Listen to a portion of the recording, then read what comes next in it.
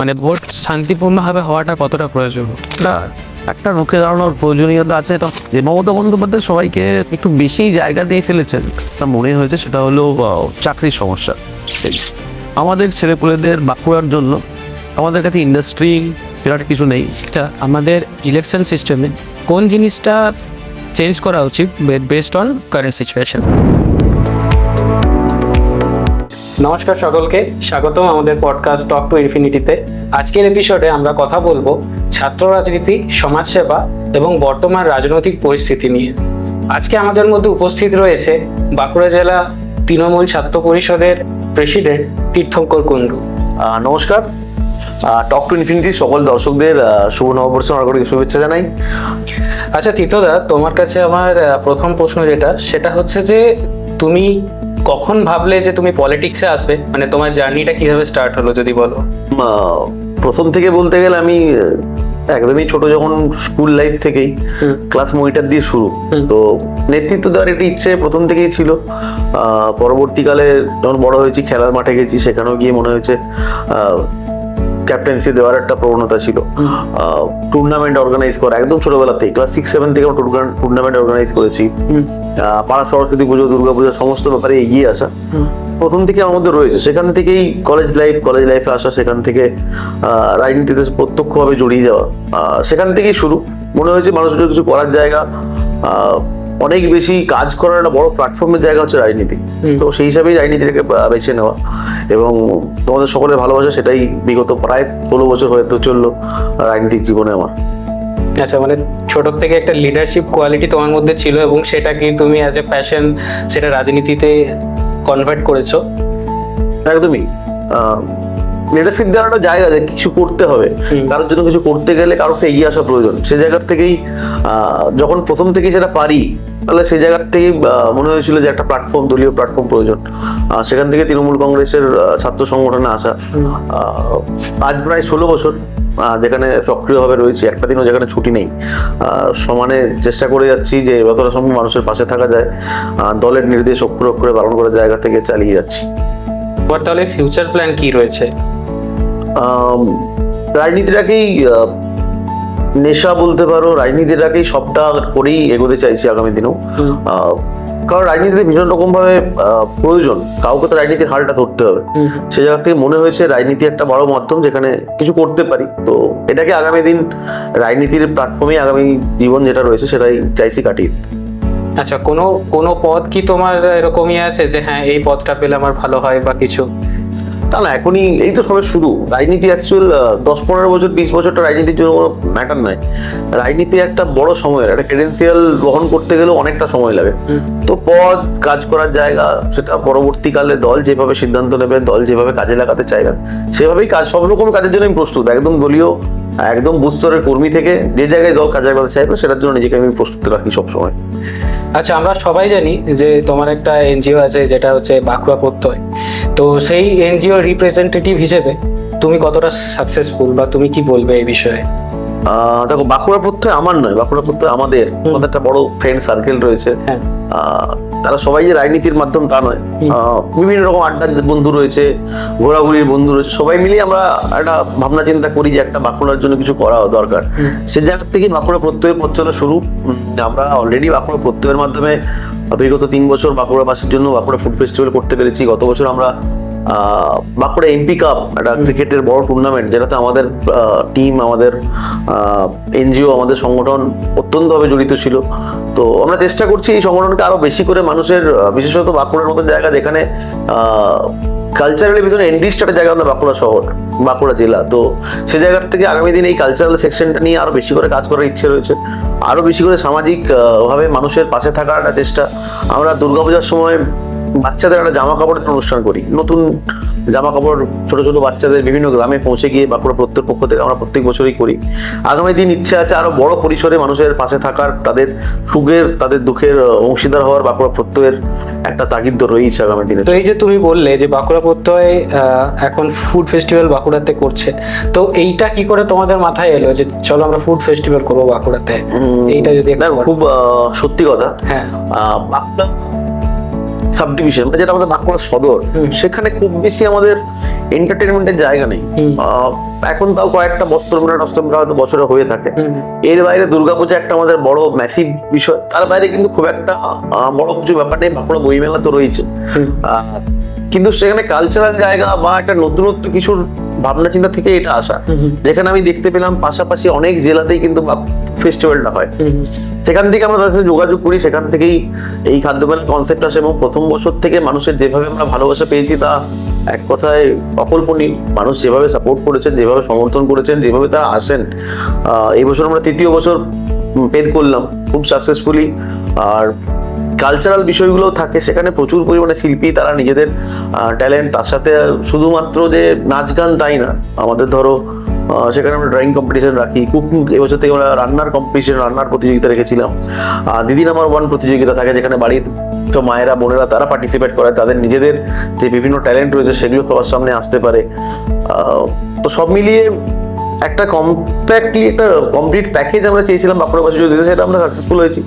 নিশ্চিত আগামী বছর আরো বড় কিছু বাঁকুড়া ফুড ফেস্টিভ্যালের মাধ্যমে বাঁকুড়াবাসীকে আমরা দিতে পারবো। আচ্ছা, মানে শুধুমাত্র ফুড ফেস্টিভ্যাল বললে চলে না, এটা একটা কালচারাল প্রোগ্রাম। অবশ্যই অবশ্যই প্রচুর শিল্পী তারা কিন্তু অপেক্ষা করে থাকেন যে কখন ফুড ফেস্টিভ্যাল হবে, কখন তারা অনুষ্ঠান করতে পারবেন। আমরা বেশ কয়েক বছর ধরে ফ্যাশন শোর একটা বিষয় রেখেছিলাম, সেখানেও বাঁকুড়া একদম খুদে শিশু থেকে আরম্ভ করে বড়রা তারা সবাই কিন্তু খুব গ্ল্যাডলি পার্টিসিপেট করেন, এবং সবার মধ্যে প্রতিযোগিতার মধ্যেও তারা কিন্তু একটা নিজেদেরকে মেলে ধরার জায়গা পান। সেই প্ল্যাটফর্ম দিতে পেরেছি, এটা আমাদের অত্যন্ত ভালো লাগার জায়গা। একদমই তাই, বাঁকুড়া ফুড ফেস্টিভ্যাল কিন্তু বাঁকুড়ার মনে একটা খুব ভালো জায়গা করে নিয়েছে। একদম, সেটা বাঁকুড়ার মানুষ ভালোবেসেছেন বলেই এটা আমরা সম্ভব করতে পেরেছি। এইটুকু একটা জায়গা, সেখান থেকে দাঁড়িয়ে এত কম সময়ের মধ্যে এতটা জনপ্রিয়তা, শুধু জেলায় না রাজ্যের থেকেও বিভিন্ন মানুষের সাথে যোগাযোগ আছে, তারা কিন্তু বাঁকুড়া ফুড ফেস্টিভ্যাল তারা ফলো আপ করেন, তারা আমাকেও শুভেচ্ছা জানান, বিভিন্ন জায়গার থেকে আমরা সমর্থন পাই। এটা বাড়তি পাওনা বাঁকুড়ার জন্য। সবার সমর্থন, সবার ভালোবাসা এভাবেই থাকলে নিশ্চয়ই বাঁকুড়া ফুড ফেস্টিভ্যাল আগামী দিনে আরো বড় জায়গায় আমরা নিয়ে যেতে পারবো। একদম। আচ্ছা, এই যে ছাত্র রাজনীতি, এটা স্টুডেন্ট লাইফে কতটা প্রয়োজনীয়তা আছে, বা এটা স্টুডেন্ট লাইফে কতটা ইম্প্যাক্ট ফেলে? ছাত্র রাজনীতির প্রয়োজনীয়তা শুধু নয়, মানুষের জীবনে রাজনীতির প্রয়োজনীয়তা ভীষণ।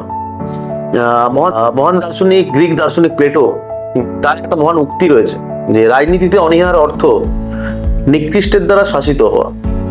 অর্থাৎ আমরা যারা পড়াশুনো জানি, যারা শিক্ষিত, তারা যদি রাজনীতিতে এগিয়ে না আসি, সে জায়গা থেকে যারা নিকৃষ্ট, যারা অসৎ, তারা আমাদেরকে শাসিত হতে হবে। কেন সেটা হবো?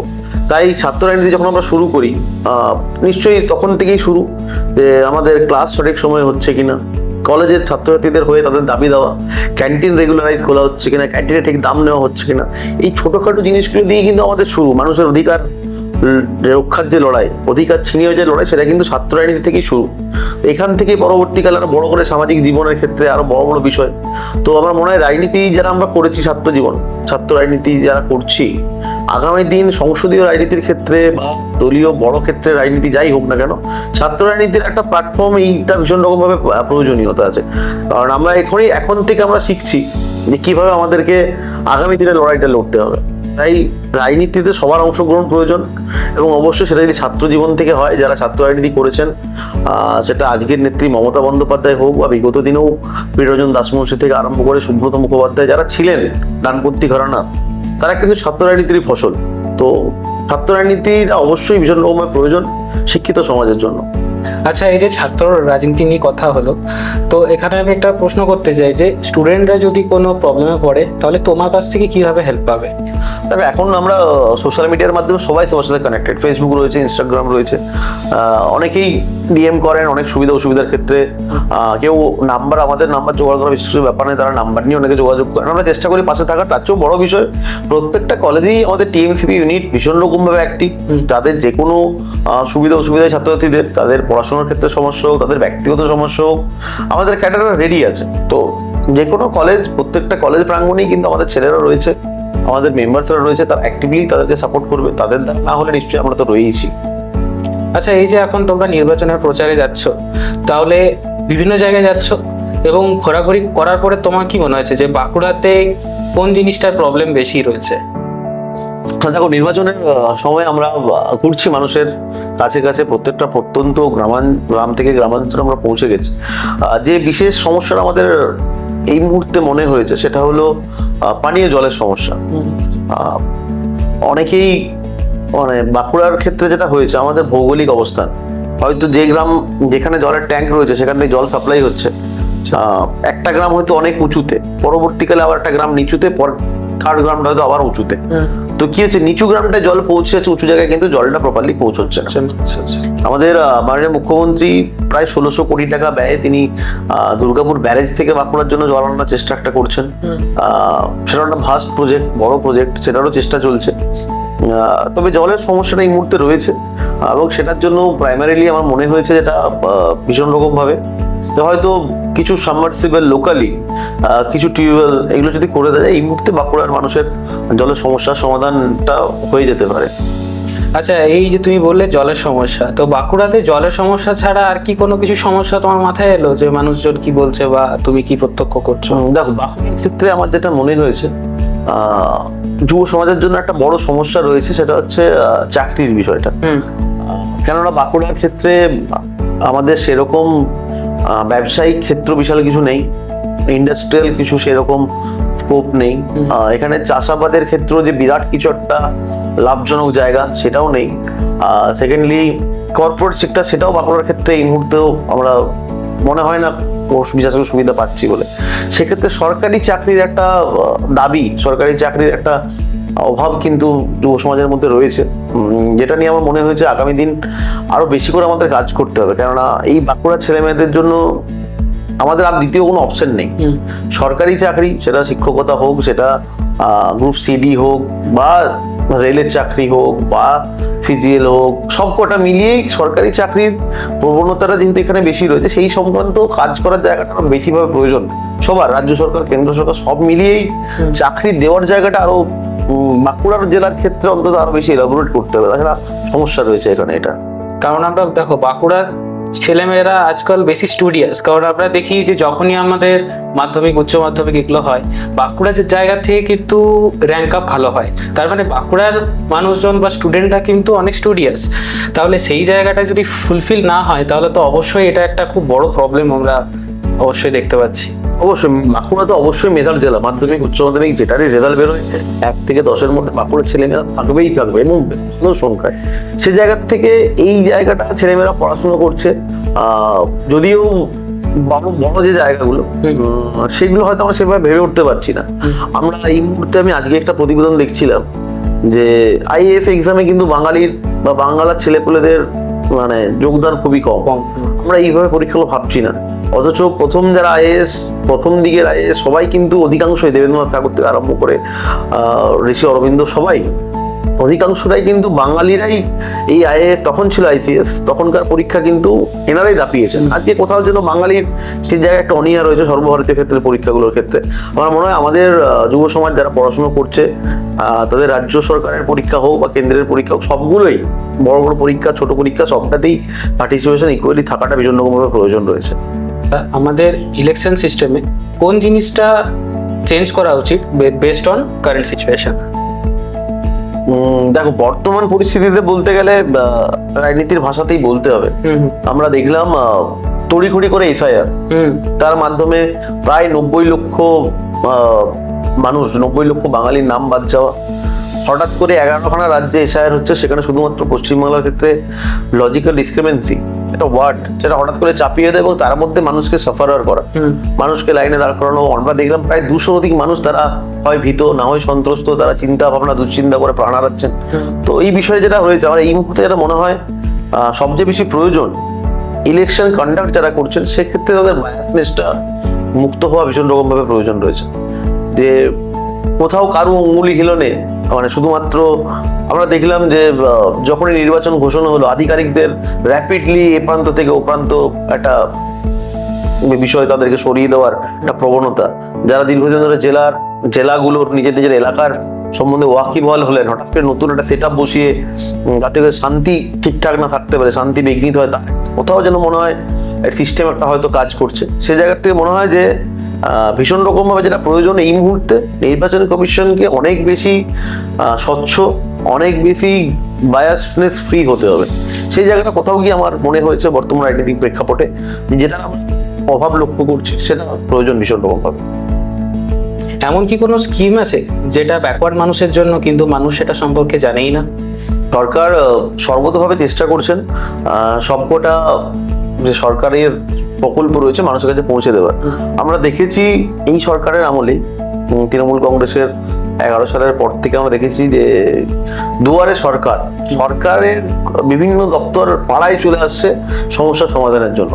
কিন্তু তার মধ্যে থেকেও আমরা যে বিভিন্ন প্রকল্পগুলো দেখি, সরকারের প্রায় 70খানা জনমুখী প্রকল্প রয়েছে, তার মধ্যে একটা ভীষণ রকম এফেক্টিভ প্রকল্প সামাজিক সুরক্ষা যোজনা।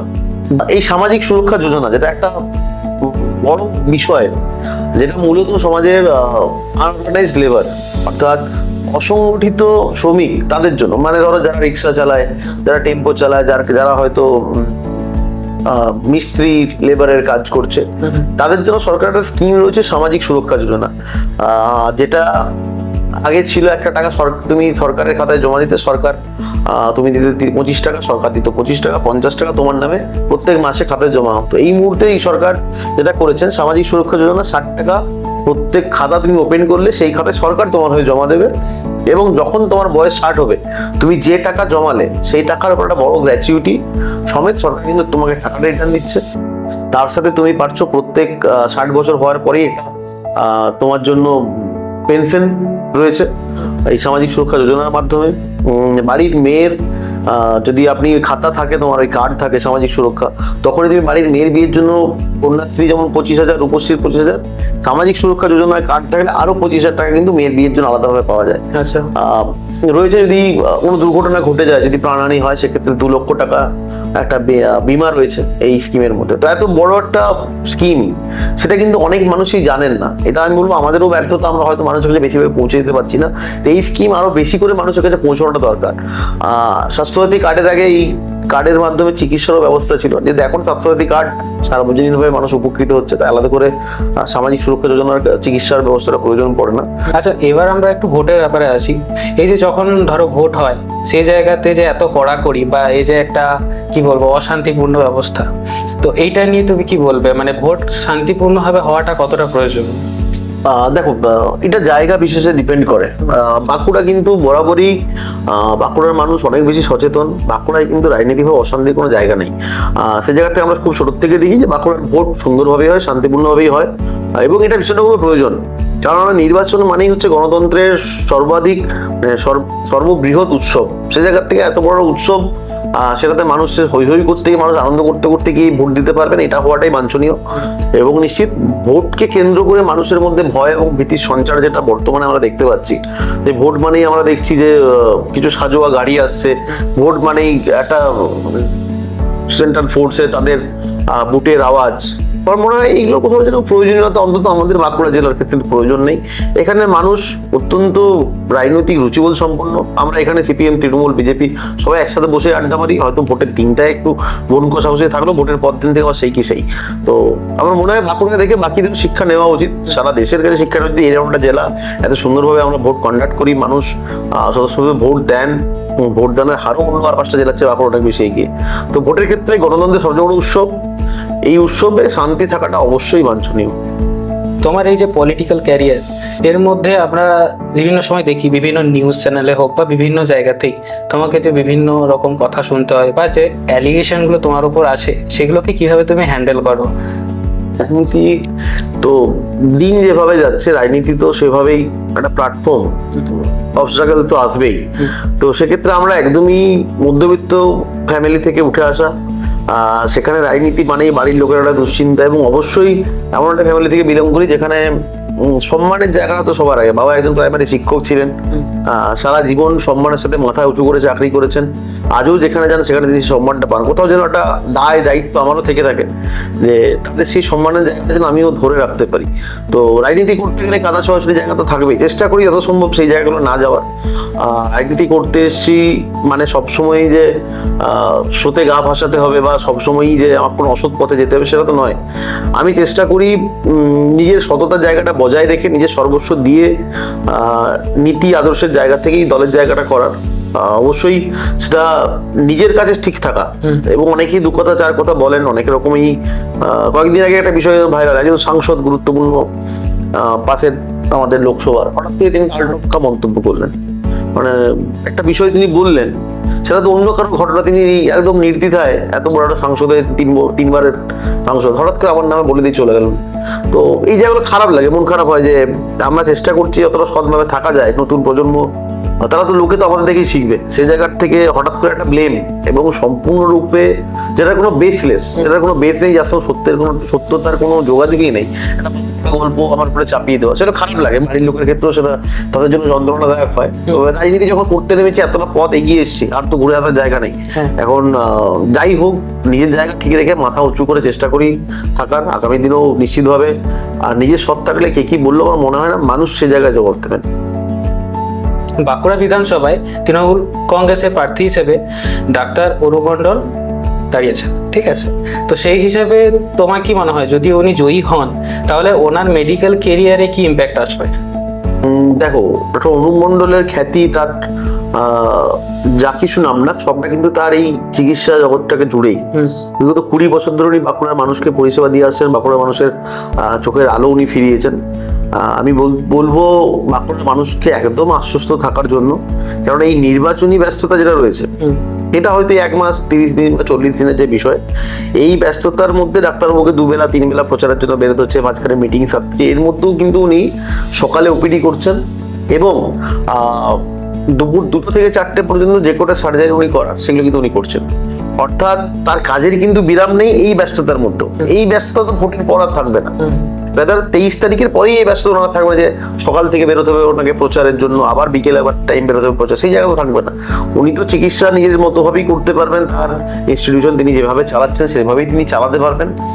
মানুষের জন্য একটু সময় ওনাকে আলাদা করে বের করতে হবে, যেটা আমার মনে হয় উনি যেভাবে ব্যালেন্স করে যাচ্ছেন, যেভাবে মানুষের কাছে পৌঁছে যাচ্ছেন, যেভাবে মানুষের সমস্যাগুলো অবজার্ভ করছেন, আমার মনে হয় নিজে থেকেই মানুষের জন্য এই সময়টা আলাদা করে ম্যাপ করবেন, যাতে মানুষ এই পরিষেবাটা পায়। তার চেয়েও বড় ব্যাপার তৃণমূল কংগ্রেসের যে ক্যাডার বেস, তাতে করে মানুষের বিধায়কের যে পরিষেবা পাওয়ার, সেটা কিন্তু মানুষ কোনোভাবেই বিফল হবেন না। এবং ডাক্তারবাবুকে তারা যেভাবে আগে বিগত 20 বছর পেয়েছেন, আগামী দিন ডাক্তারবাবু সেভাবেই মানুষকে তার পরিষেবা দিতে পারবেন, এই ব্যাপারে আমরা একদম নিশ্চিত। এবং ডাক্তারবাবু সব জায়গায় যাচ্ছেন, মানুষকে তিনি সেভাবেই আশ্বস্ত করছেন যে ডাক্তারির জায়গা থেকে, মানুষের চিকিৎসা, মানুষের সেবার জায়গা থেকে তিনি কোনো কম্প্রোমাইজের জায়গায় যাচ্ছেন না।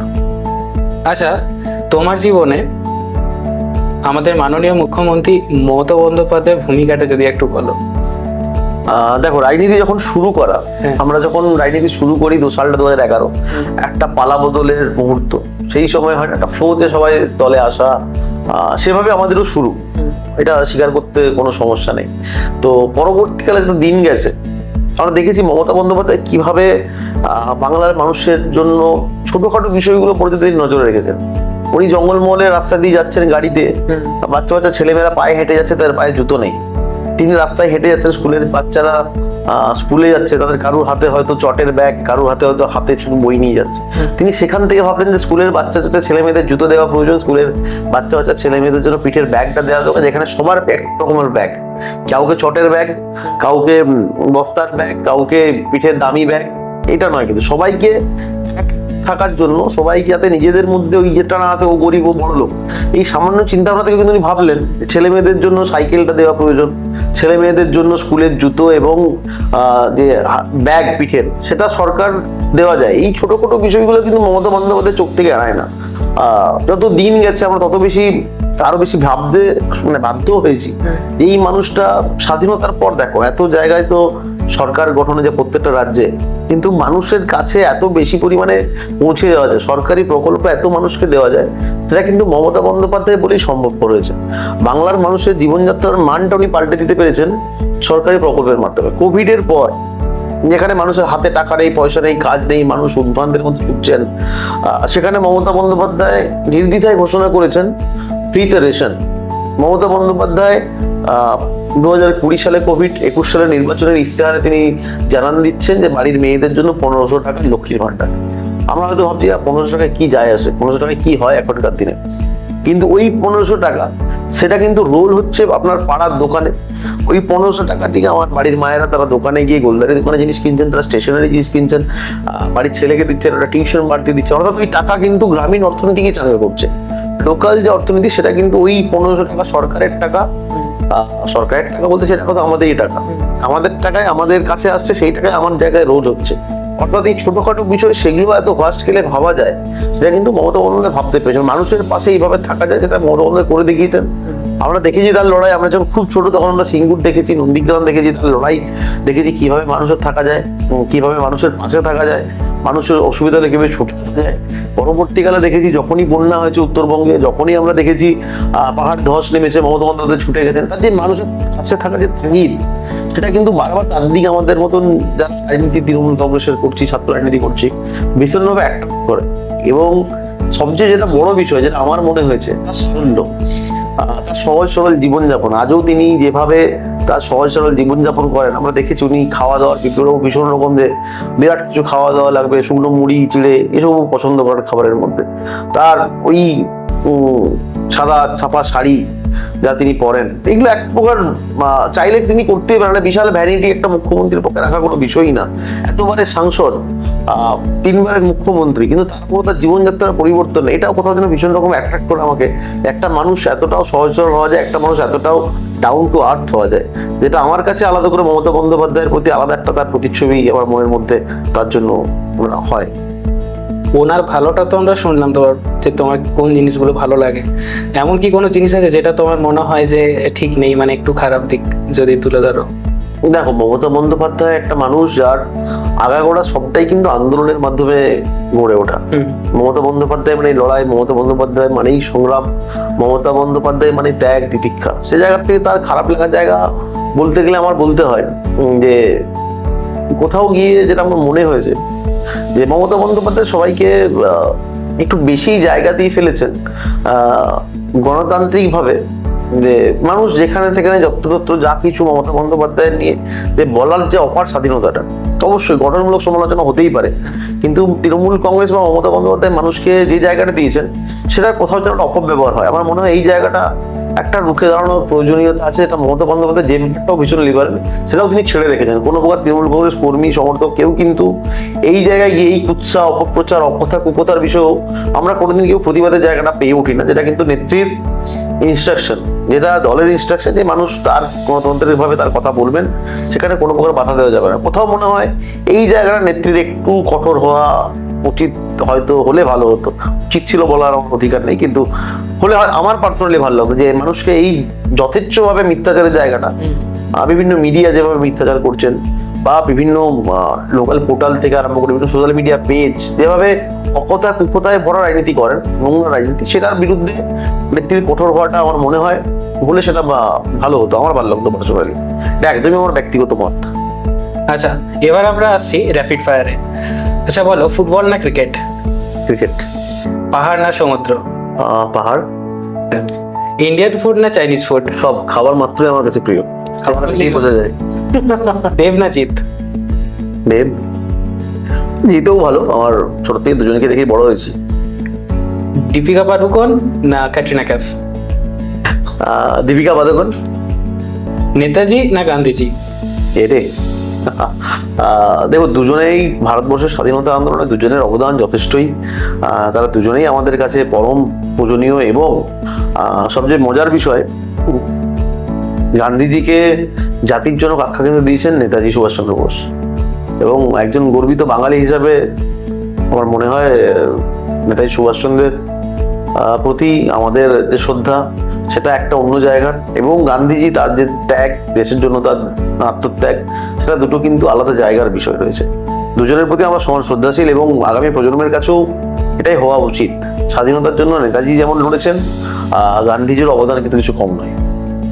অ্যাজ এ পার্সন, মমতা দি না অভিষেক বন্দ্যোপাধ্যায়? মমতা বন্দ্যোপাধ্যায় বা অভিষেক বন্দ্যোপাধ্যায় তো আলাদা কিছু নয়।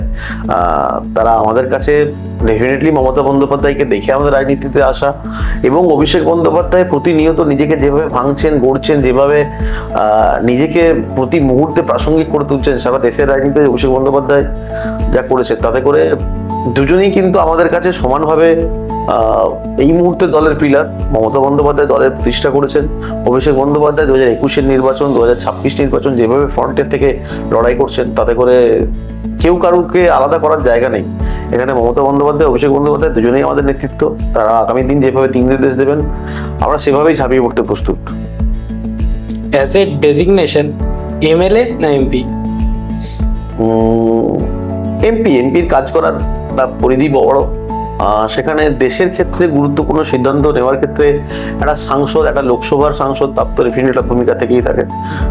সেক্ষেত্রে অবশ্যই বিধায়ক এবং সাংসদ যদি আমায় তুমি বলো চুজ করতে, দুটো জায়গা থেকেই কাজ করা যায়, কিন্তু সাংসদের পরিধিটা বড়, অবশ্যই সেক্ষেত্রে সাংসদ।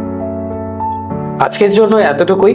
তীর্থদা, তোমাকে অনেক অনেক ধন্যবাদ আমাদের টক টু ইনফিনিটির একটা এপিসোডে আসার জন্য এবং তোমার মানে প্রাইম টাইমের থেকে একটা সময় আমাদেরকে দেওয়ার জন্য। আর তোমাদের যদি এই এপিসোডটা ভালো লেগে থাকে তাহলে লাইক, শেয়ার এবং ফলো করতে অবশ্যই ভুলো না। দেখা হচ্ছে নেক্সট এপিসোডে। ততদিন সবাই ভালো থেকো, সুস্থ থেকো।